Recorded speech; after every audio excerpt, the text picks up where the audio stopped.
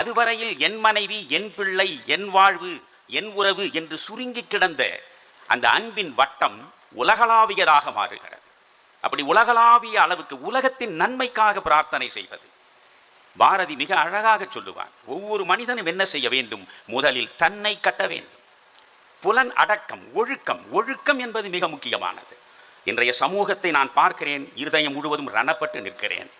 இன்றைக்கு எல்லா தளங்களிலும் நாம் ஒழுங்கை மீறியவர்களாகத்தான் இருக்கிறோம். இயற்கையினுடைய மற்ற எந்த அம்சங்களையும் நீங்கள் பாருங்கள், ஹார்மனி என்று சொல்லுவார்கள், ஒத்திசைவு, ஒன்றோடு ஒன்று ஒத்து இசைந்து இருப்பதுதான் பிரபஞ்ச நியதி. அதுதான் பிரபஞ்சத்திற்கான நியதி, விதி. ஆனால் மனிதர்கள் மட்டும்தான் ஒத்திசைவு இல்லாமலேயே இன்றைக்கு நாம் வாழ்ந்து கொண்டிருக்கிறோம். அதனால் தான் பலவிதமான பிரச்சனைகளை நாம் எதிர்நோக்க வேண்டி இருக்கிறது. அதனால் நான் உங்களுக்கு சொல்வது, ஒரு கட்டம் வரையில் நாம் நமக்காக வாழ வேண்டும். சாகர வரையில் நாம் நமக்காகவே வாழ்ந்தால் நாம் வாழவே இல்லை என்பதுதான் பொருள். ஒரு கட்டம் வரை தான் வாழ வேண்டும்.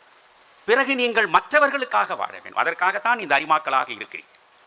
சுயநலத்தில் நீங்கள் சுருங்கி இருந்தால் அரிமாக்களாக வருவதற்கு வாய்ப்பு கிடையாது. சக மனிதனை சிந்திக்க வேண்டும்.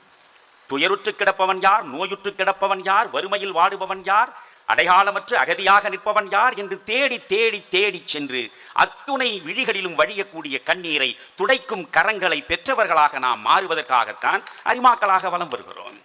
எனவே அரிமாக்களாக நீங்கள் இருப்பதே துறவுதான், தவம்தான். அன்பிற் சிறந்த தவமில்லை. பாரதி சொல்வதை மனதில் வைத்துக் கொள்ளுங்கள். ஒருவருக்கு ஒருவர் அன்பாய் இருந்து விட்டால் அங்கே உயர்வு இல்லை, தாழ்வு இல்லை, சாதி இல்லை, மதம் இல்லை, எதுவுமே இல்லை. பேதப்படுத்துகிற, பிளவுபடுத்துகிற, பிணக்கை உருவாக்குகிற, பூசலை தருகிற ஒன்றும் இல்லை. அதனாலே தான் மிர்தாதின் புத்தகம் என்று உலக புகழ்பெற்ற ஒரு புத்தகம் உண்டு. அந்த மிர்தாதின் புத்தகத்தில் ஒற்றை வரி எனக்கு நிரம்ப பிடிக்கும். சில வரிகளை சாகிற வரை நம்மாலே மறக்க முடியாது. இந்த மிர்தாதின் புத்தகம் சொல்கிறது ஒரே ஒரு வரி, அன்பு வாழ்வின் சாறு, வெறுப்பு மரணத்தின் சீழ் என்கிறது. உங்கள் வாழ்வின் சாறு எது? அன்புதான். அன்பாயிருப்பதுதான் வாழ்வின் உன்னதம். எந்த நிலையிலும் வெறுப்பு உங்களுக்குள்ளே வந்து நெருப்பாய் பற்றி எரியலாகாது. வெறுப்பு மரணத்தின் சீழ் என்று மிர்தாதின் புத்தகம் பேசுகிறது. எனவே அன்பாயிருப்பதற்கு நாம் முயன்ற வரையில் பயில வேண்டும். அது ஒரு பயிற்சி தான்.